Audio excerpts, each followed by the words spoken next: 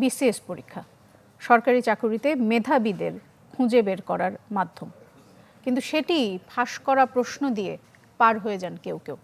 সবশেষ 46তম বিসিএসে এমন কাজ করা দুজন স্বীকারোক্তি দিয়েছেন চ্যানেল 24-এর কাছে। পুরো বিষয়টি নিয়ে উদ্বেগ জানিয়েছেন পিএসসির সাবেক কর্মকর্তারা।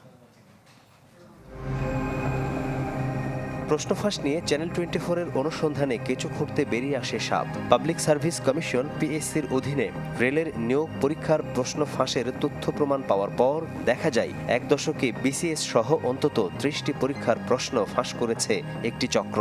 এই চক্রের বেশিরভাগই পিএসসির কর্মকর্তা কর্মচারী।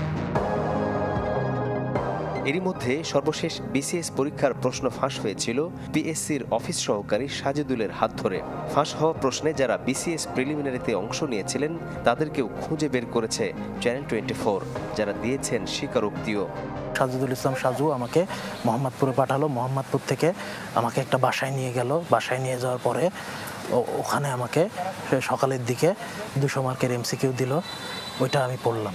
পড়ার পরে হলে গিয়ে দেখি কমন পড়ছে। 2 লাখ টাকা কন্ট্রাক্ট হয়েছিল, পরে আমাকে নিয়ে গেছিল। আমার ওই রুমে স্যার 8-9 জন স্যার। ওই বাসায় কতজন? ওই বাসায় স্যার 100 জনের মতো স্যার। বলা হয়ে থাকে কঠোর ও নিশ্ছিদ্র নিরাপত্তায় প্রশ্ন তৈরি ও প্রণয়ন করে পিএসসি।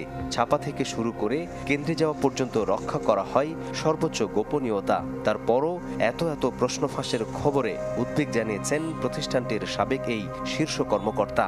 বাইরের কেউ তো আসতেছে না, আপনারা তো নিজেরাই দেখলেন। পাবলিক সার্ভিস কমিশনে যারা ভিতরে আছে, অফিস সহায়ক বলেন আর উপপরিচালক বলেন বা পরিচালক বলেন, মেয়াবি মেম্বার বলেন বা মেয়াবিতে চেয়ারম্যান বলেন, ইনারা যদি স্বচ্ছ না হন তাহলে আপনি যে রুমটাতে বোল্ট রুম, যেটা গোপনীয়তার কক্ষ, সেটাও তো বন্ধ করতে হবে।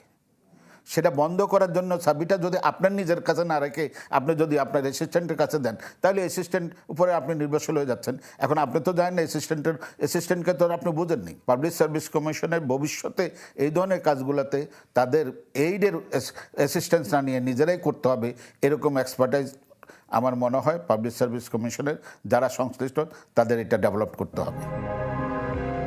যদিও বিসিএস পরীক্ষার প্রশ্ন ফাঁসের বিষয়টি নিয়ে তদন্তের কথা জানিয়েছেন পিএসসির চেয়ারম্যান। আসিফ জাহাঙ্গীর, চ্যানেল 24, ঢাকা।